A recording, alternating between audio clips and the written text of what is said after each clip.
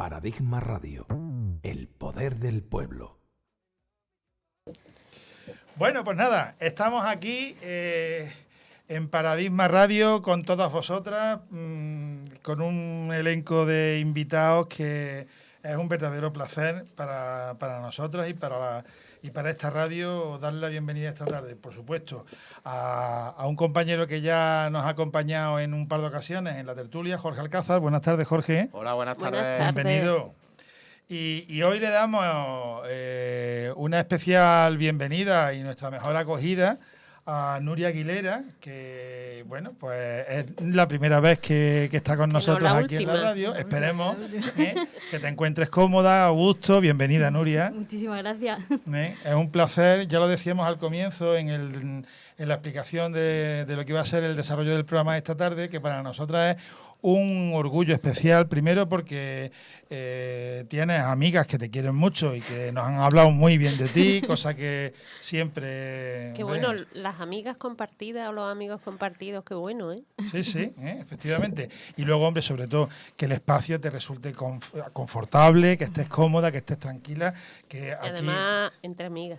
Eso es, y que vamos a echar un rato Seguro que sí, seguro que no vamos a examinarnos de nada, vamos a hacer un comentario sosegado, pero a la vez que amable, abriendo espitas de reflexión que a la gente inteligente que nos escucha. Esta es una radio de gente muy inteligente, hay gente que le gusta que le abran canales de reflexión. Para que todas las cosas no sean blancas o negras, ¿no? Y ahí es donde nos debatimos. Y hoy, pues para darte la bienvenida hemos pensado que, ¿por qué no? Hombre, una chica de derecho, tú eres... a ver, cuéntanos algo de ti, que sabemos muy poco de ti, cuenta que sea por tu boca. Pues soy la promoción COVID, que no se graduó de la doble. Ay, la pobre. Soy la pobre que se quedó sin graduación en su viaje en fin de curso, pero que acabó. Y eso, pues 6 añitos de Derecho y ADE, y... ahora opositando, llevo ya llevo un añillo y poco más. Me rodeo de gente muy fabulosa, como Qué bueno. mi querida profesora, maravillosas amigas que me gana por el camino, de lo mejor que me ha dado la universidad, la verdad. Y poco más. Bueno, eso como de poco más. como bagaje para esa mochila que empiezas a cargar ahora, no me parece tampoco un mal resultado, ¿no? Está mal. Bueno, pues hoy traemos a cuenta de las efemérides que hemos ido jalonando estos últimos días. El puente, aparte de unos días de descanso, nos ha dado días de motivación y de reflexión también, porque no en vano la semana pasada la tertulia la dedicamos nada menos que a sacarle el hilo al 4 de diciembre, día importante para Andalucía. Y bueno, es que del 4 de diciembre nos plantamos en el 6, preámbulo de puente, y el 6 es el Día de la Constitución. Día de la Constitución, señoras y señores, qué flama, ¿no? Qué importante, que es el marco que nos da, el marco de convivencia, ¿cómo? El marco constitucional. Bueno, es lo que nos dice cómo, hasta dónde, los límites, los derechos, ¿no? Cuáles son cómo está la Constitución, porque además, a ver... Una gran desconocida para mucha gente. Claro, también. sobre todo porque además hablar de la Constitución es hablar como algo así como que, bueno, pues la Constitución, pues claro, ¿qué es la Constitución? Sobre pues todo para la los ley que... de leyes, ¿no? Muy bien. Pero Para los... en el momento actual en el que hay un ámbito controvertido entre si la Constitución después de 43 añitos que tiene ya la moza, ¿no? Si es conveniente, es necesario, es urgente, es vital, no es el momento oportuno, no hay todo el quórum necesario. La Constitución es un marco que necesite tener más acomodación al momento actual, o la Constitución nos da las reglas suficientes como para seguir trabajando en el mundo 43 años después de cuando se aprobó. ¿Quién se atreve? Pues si te lees la Constitución, la propia Constitución te dice que la dejéis tranquila, que ya está muy bien, que para reformarla, pues mejor tocarla poquito, y de hecho creo que en parte esa fue la visión que tenían los padres constituyentes, porque hicieron un régimen de reforma de la propia Constitución muy rígido. Entonces, en parte, creo que ella misma se responde diciendo, oye, este es el marco de juego y quiero que os mantengáis en él y no me reforméis. Tanto es que ha sido tan difícil reformarla que ya se ha intentado varias veces de distintos gobiernos y Sí, solo la hemos reformado para pero porque no es lo dijo curioso que algunas reformas cuesten tanto, pero que pronto se reformó el artículo 153. 35. 135. Oh, qué memoria tengo. 135, ¿no? Para que se diera prioridad a la deuda del Estado antes que a las necesidades de la gente. O sea, que no se reforme, pero cuando nos interesa, sí, ¿no? A mí me llama eso la atención, Jorge. Bueno, yo lo primero que pediría es que se cumpliera. Eso. Más que se reforme. Es cierto que en 1978 pues, se llega a un consenso por las diferentes fuerzas que operaban en nuestro país. Nos puede gustar más, nos puede gustar menos, cada uno podemos tener nuestra opinión, pero es cierto, como tú decías, Enrique, que es la Carta Magna, ¿no? El pilar principal sobre el cual se sostiene toda la legislación española, un Estado de Derecho como el nuestro, los poderes. El problema es que no se cumple. Luego, antes de plantearnos la cuestión de si cabría reforma o no, si cabría modernizarla, actualizarla, que bueno, se moderniza, se actualiza, creo, con las disposiciones, Sí. con, en fin, algunos retoques que se le hacen. Luego hay otros de calado, como el que tú señalabas, Inés, pero en rigor lo que tendríamos que plantearnos como españoles, como españolas, como gente que reside en este país y que se ampara por esta Carta Magna, es si se cumple o no, en qué capítulo, en qué título se cumple, cuáles son los artículos sobre los que se hace una mayor incidencia. Y a fin de cuentas, una cuestión que en mi opinión es capital y sobre todo en los días que corren. ¿Hasta qué punto los textos como la Constitución española o las ideas, los conceptos como la democracia, se pervierten, se diluyen y solo queda una parte del contenido, cuando más, una parte, si no es que no quede nada, de lo que en esencia, en ideal fueron? Que es una de las cuestiones sobre las que yo he estado recapacitando estos últimos días, y es cómo del ideal constitucional a la realidad de la Constitución y las leyes que emanan de ella, creo que existe una diferencia muy grande. Además, yo creo, que los artículos que no se cumplen son los que tienen más carga social, ¿no? Pues que el derecho a la vivienda, el derecho al empleo, el derecho a la igualdad. Me parecen esos tres, yo creo que son básicos y no se cumplen. Sánchez salió hace unos días, no sé si fue el mismo día de la Constitución, diciendo que la Constitución tiene que cumplirse. No sé, creemos que todas creemos que tiene que cumplirse, pero hay que poner instrumentos y elementos para que sean posibles, que se cumplan aquellos acuerdos que nos dimos, ¿no?, en su momento. A ver, hay un comentario que hace Nuria al comienzo, que me parece interesante, ¿no? El legislador cuando hace... Es verdad que el marco histórico en el que se redacta la Constitución, hombre, hoy no vamos a venir a hacer revisionismo de la historia, porque la historia está ahí, y bueno, jueces tiene la Iglesia como para... vamos, que no estamos aquí llamados a tener que hacer una interpretación de ese momento, pero bueno, ese era un momento especialmente delicado, un momento en el que los equilibrios hacia una Constitución, el camino hacia una Constitución y hacia un marco constitucional eran más que vidriosos, ¿no? Y probablemente pues lo que entonces se construye genera suficiente estabilidad como para que nos haya durado una larga temporada, ¿no? Pero también hay, por otra parte, a margen de ese comentario que tú haces, ¿no?, de cómo el legislador en aquel momento pues blinda cualquier posibilidad de vaivenes que la alteren. Bueno, es que 40 años después o 43 años después el mundo ha cambiado de una forma brutal, ¿no? O sea, este mundo ya no lo conoce ni la madre que lo parió, ¿no?, hablando mal y pronto, ¿no? Y aparte de bueno, que somos nuevos consumidores en una vida distinta, las situaciones han ido modificándose. La Constitución tiene suficiente marco como para darle garantía a todas esas novedades que la sociedad ha incorporado a su modus operandi habitual 43 años después? Lo dejo encima de la mesa. A ver, en mi opinión, creo que el bloque de constitucionalidad, que es el nombre jurídico que se le da a todas las normas que han ido desarrollando los derechos fundamentales, como la ley de igualdad, la ley de libertad religiosa, etcétera, se han ido desarrollando bastante bien y han servido para adaptar ese articulado constitucional a la realidad. Y creo que en esa parte la Constitución sirve. Ahora bien, creo que, por ejemplo, para empezar a incluir la igualdad material en determinados derechos sociales, que, como has dicho, hay que reformular un artículo clave, que es el artículo 53.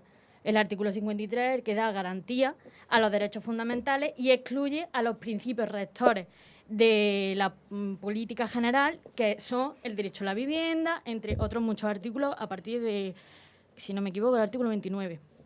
Entonces, las constituciones son leyes marcos, nos han servido durante 40 años para entrar en un contexto donde hemos convivido y donde se ha desarrollado la libertad y nos hemos desarrollado bien, pero crear una constitución absolutamente rígida creo que tampoco sirve para desarrollar esos derechos. Entonces, creo que sí que estamos en un contexto, por muchos aspectos, entre ellos, porque yo soy una joven que ni vivió el proceso constituyente, ni la votó, ni tuvo, bueno, ni yo ni mis padres.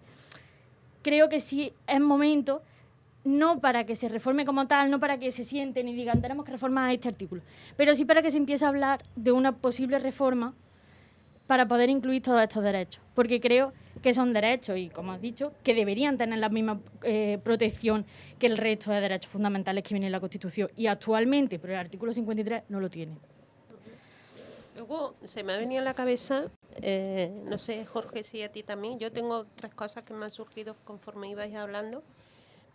Uno, el proceso constituyente, que fueron, no sé si fueron 6 tíos los que se pusieron a sentar las bases de a hacer la Constitución, y se me ha venido a la cabeza el ejemplo de Chile, ¿no?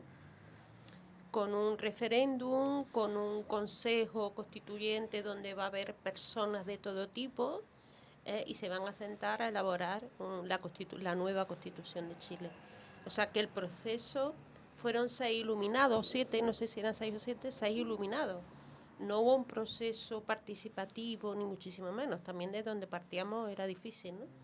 Pero qué alegría que Chile pueda tener un proceso constituyente real, ¿no? Y luego también me ha venido el tema de la Iglesia, el rey y los aforamientos. Jorge. Bueno, es que el caso de Chile, yo creo que nosotros no estamos en ese nivel, no por nada, sino porque, yo no soy jurista, simplemente me he acercado a la Constitución con ojos curiosos como ciudadano español que soy. Cuando yo leo la Constitución y lo hago en clave política, histórica, yo puedo ver cómo hay 2 fuerzas opuestas, antagónicas, que luchan un poco por impregnar esa Constitución de sus ideales. Por un lado tenemos ese viejo franquismo, ese nuevo liberalismo, con olor a rancio, que todavía se destila en los títulos como el de la Corona, etcétera, o en el artículo 53 que estaba comentando Nuria. Y por otro lado tiene una impronta social, una impronta socialista muy acentuada en determinados artículos. De hecho, hay artículos en los que se expresa de manera manifiesta cómo el Estado puede planificar la economía del país. O sea, eso es algo que a día de hoy tú lo sueltas en cualquier foro y te llaman chalao, disparatado, estalinista o... En fin, bueno, y está puesto en está puesto en un artículo de la Constitución española. ¿Qué es lo que ha ocurrido hoy? Lo que ha ocurrido hoy que al calor de estos 43 años, pues la Constitución, como decía anteriormente, pues se ha convertido en un trapo viejo que unos y otros han azuzado en función de sus intereses, que han privilegiado una serie de artículos o de títulos sobre otros, y que a día de hoy yo creo que es una niña que no quiere nadie. Porque no creo que los que se llaman hoy constitucionalistas se sientan constitucionalistas ateniéndose a estos derechos sociales o a esta forma de entender la política económica, y por otro lado no creo que al otro lado del espejo se encuentre tampoco comodidad.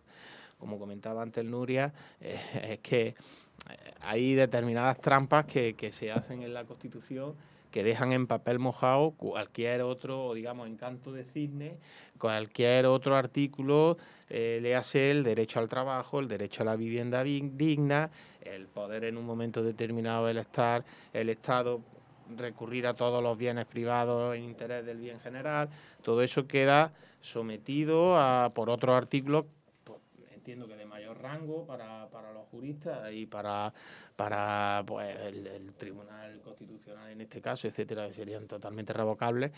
O si no, pues se reforma como se hizo con el artículo 135 de la Constitución, que se hizo con agosticidad y alevosía. Nunca se han puesto tan rápido dos fuerzas políticas mayoritarias para reformar la Constitución. Bueno, nunca, creo que es la segunda vez solamente. Entonces, yo creo que es que no se dan esas condiciones, porque lo de Chile es otra cosa totalmente distinta. Y el rey y los aforamientos, bueno, la corona en este caso, hablando de Constitución, el rey emérito, los aforamientos no se puede, la Constitución no permite, o sea, permite que un rey cometa delitos o presuntos delitos, y no hay nada en la Constitución que refleje como no solo al rey, sino a cualquier poder, ¿no?, del Estado.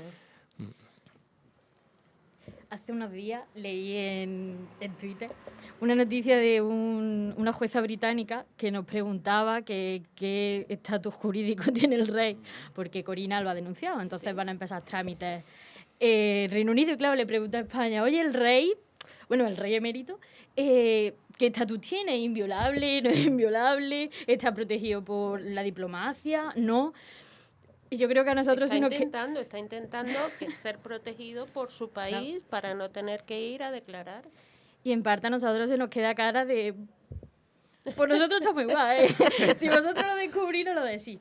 En parte porque la Constitución es claramente monárquica, pero no monárquica porque fuera un principio que en el momento se aprobó. Es monárquica porque se ha blindado a la monarquía como ningún otro poder del Estado. Tanto es que está blindada tanto por el título 2 como por el título preliminar, en el que dice tenemos una monarquía parlamentaria, para poder modificar eso se necesita una reforma agravada, pero es que para tocar la palabra mujer en el artículo 57 de la sucesión a la corona también se necesita una reforma, cosa que son los derechos y el rey.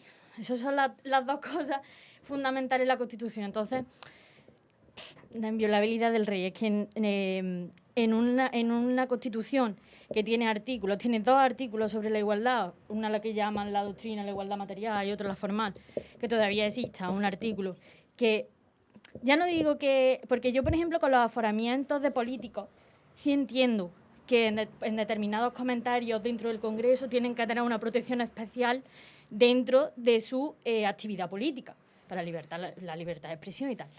Pero que cualquier actividad que haga el monarca no se le pueda perseguir, es que me parece que va en contra de la Constitución y en contra de esos artículos de igualdad. Claro, pero es lo que hablábamos antes.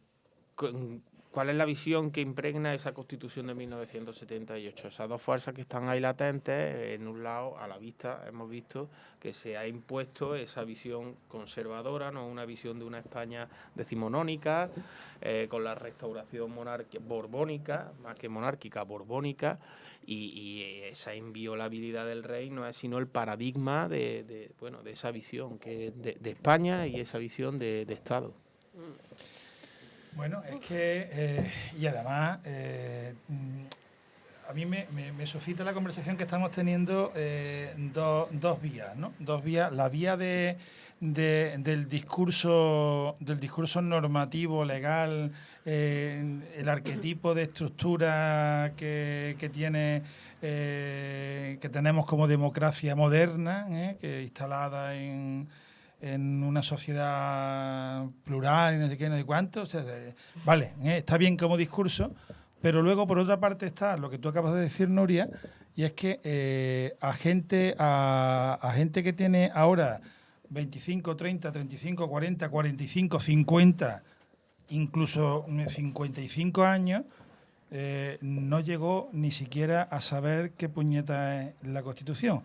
Y el marco y los acontecimientos que están sucediendo en la vida ordinaria, que son los que nos condicionan, los que conocemos, están dando muy poca credibilidad a que algo tan importante como es ese marco tan formal y tan necesario para un país como es una Constitución, para un país democrático, no se ponga en tela de juicio. Y a mí me da la sensación de que una cosa es la norma y otra cosa es la sociedad y la línea de pensamiento social que a día de hoy existe. Hoy alguien decía que no hay un republicano mejor que el propio Juan Carlos I, ¿no? O sea, nadie ha hecho tanto por la República como la acción. Me dan ganas de hacer alguna cosa. ¿Qué? Que con tu afirmación me dan ganas de hacer una cosa, pero me estoy reprimiendo. No, pues no lo hagas, no sé. Ay, qué miedo. Ay. Bueno, a lo que voy es a que una cosa es lo que dice la Constitución y otra cosa es la vida real de la gente. Y parece como que es una dicotomía donde hay dos vías paralelas que no se van a encontrar. No se van a encontrar salvo que se esfuerce que se encuentren. Y con la ruptura del bipartidismo que tiene ahora mismo las Cortes españolas, probablemente sea cada vez más complejo, por eso que tú decías antes, poder hacer una reforma de la Constitución, ¿no? Así que, ¿a dónde nos encaminamos entonces? ¿A que la sociedad vaya por mirando a Pamplona y la Constitución siga mirando a Tetuán? Para, ¿por qué no? Una de las cosas que siempre me ha gustado mucho del derecho es que, aunque parece bastante arcaico y conservador a veces en su aplicación, lectura y estudio, es bastante original. Y siempre inventa fórmulas, inventa vías de escape, inventa cómo legislar, cómo hacerlo. Y estos días leyendo y se me ocurrió una idea y dije, seguro que no se me ha ocurrido a mí sola. Pues, si se me ha ocurrido a mí en la soledad de mi escritorio, se la tiene que ocurrir a alguien más. Y es reformar el artículo de la reforma. Es decir, si está costando tanto adaptar la Constitución, por ejemplo, en una palabra, como dijo Pedro Sánchez, del tema de los discapacitados, reformemos el artículo que impide la reforma. Es decir, si actualmente hay dos modelos de reforma dentro de la Constitución y la Constitución se tiene que adaptar a la realidad, y debemos otro tipo de procedimiento, uno fuerte, uno débil y uno medio, por ejemplo, que permita reformar la Constitución en determinados aspectos, como por ejemplo blindar derechos sociales. O, por ejemplo, modificar palabras que no afecten como tal a un derecho ni afecte a nada pragmático, sino que simplemente sea algo que se vaya adecuando a las legislaciones que ya tenemos. Por ejemplo, tenemos la Ley de Igualdad, que obliga a un lenguaje inclusivo y a una perspectiva de género, pues hacer un procedimiento que habilite a ir actualizando la Constitución de una manera mucho más simple. Lo que pasa es que creo que eso no va a ocurrir, porque no les interesa. Les interesa que en el bipartidismo jueguen con el poder que tienen, ¿no? A no ser que eso cambie algún día. Pero que ese es el quid de la cuestión. Eso es. Porque las leyes son leyes, y cuando digo son leyes me refiero a que, o quiero decir que fácticamente se convierten en leyes, y normalmente el carácter de la ley es sancionador, cuando hay una voluntad de que se cumpla la ley. El marco normativo del que estamos hablando es un marco normativo, como digo, llegamos a un acuerdo, a un consenso, etcétera. Pero en el devenir de todos estos acontecimientos, esas fuerzas sociales que tenían un equilibrio en el año 1978 han roto ese equilibrio. O digamos, ese equilibrio ya no es el que era hacía 43 años.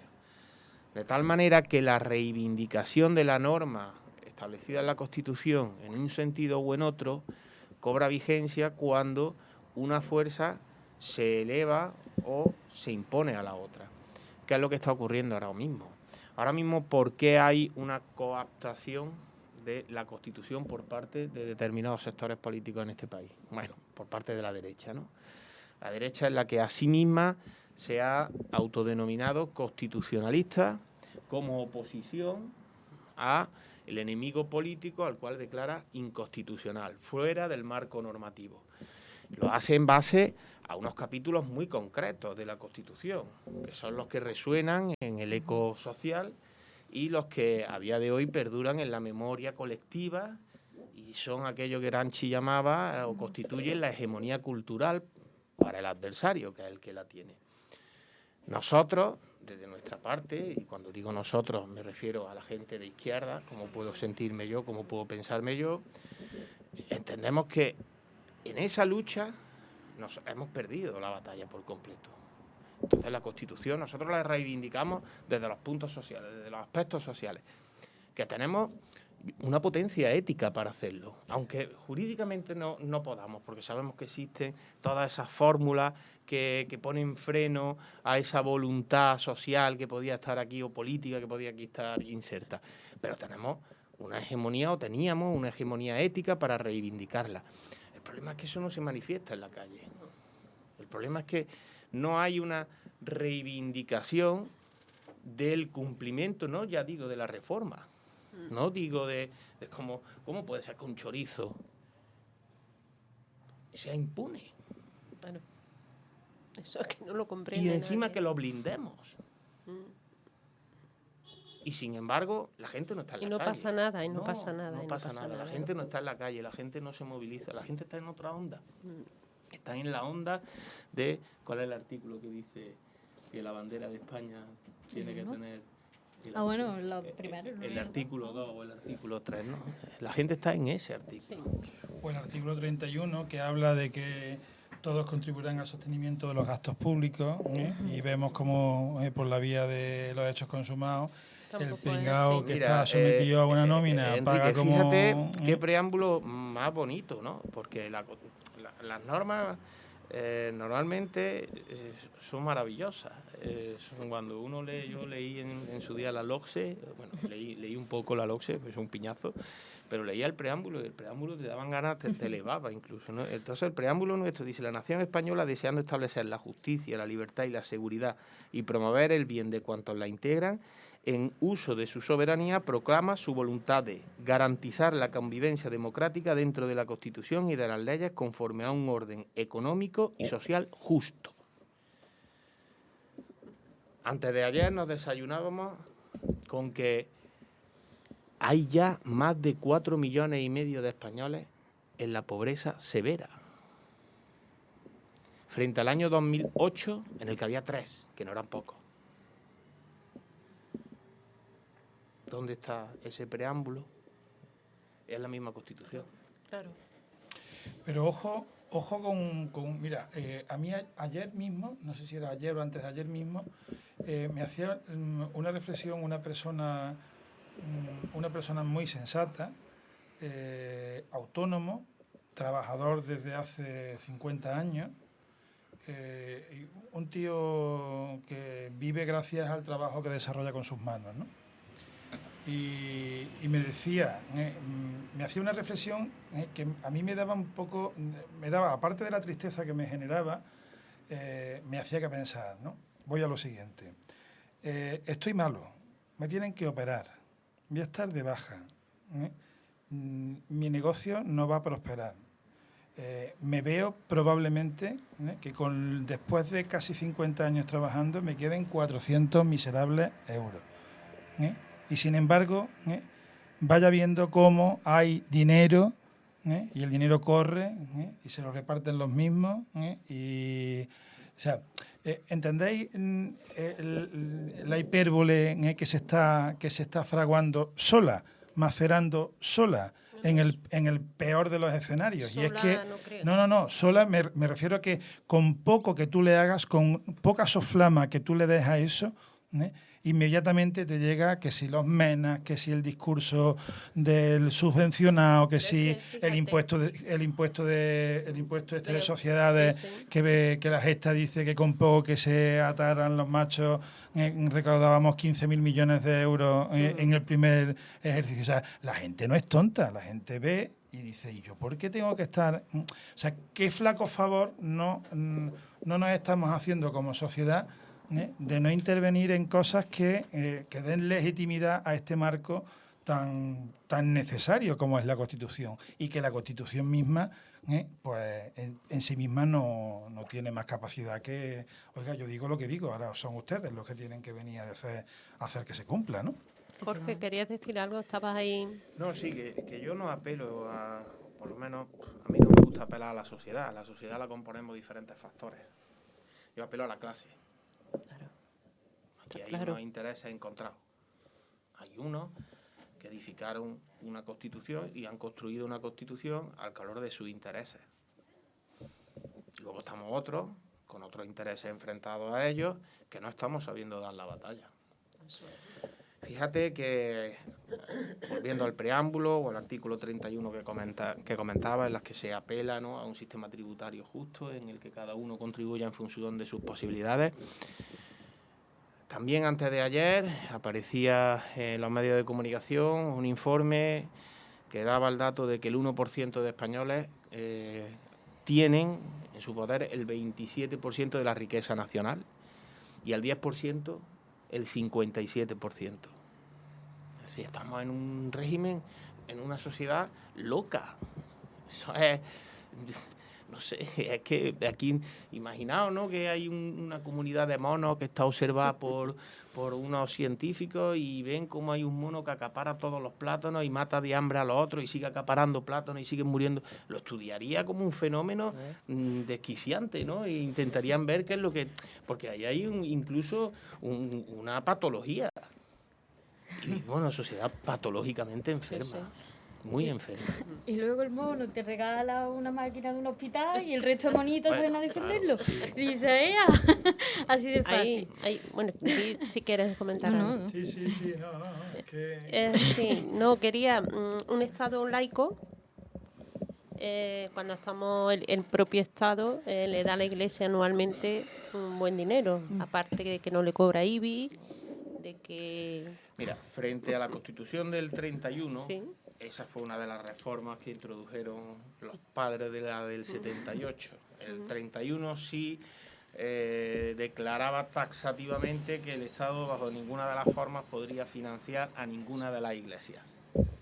En el 78 no se dice eso y a las pruebas también. Hombre, ya verás, pero Vamos.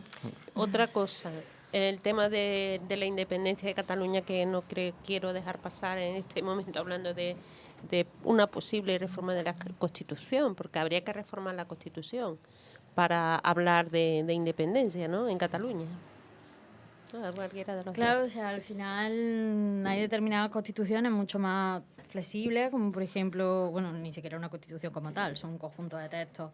En Reino Unido, que es la famosa y la que se pone de ejemplo, que sí que tienen derecho territorios como Escocia a pedir referéndum sobre su independencia.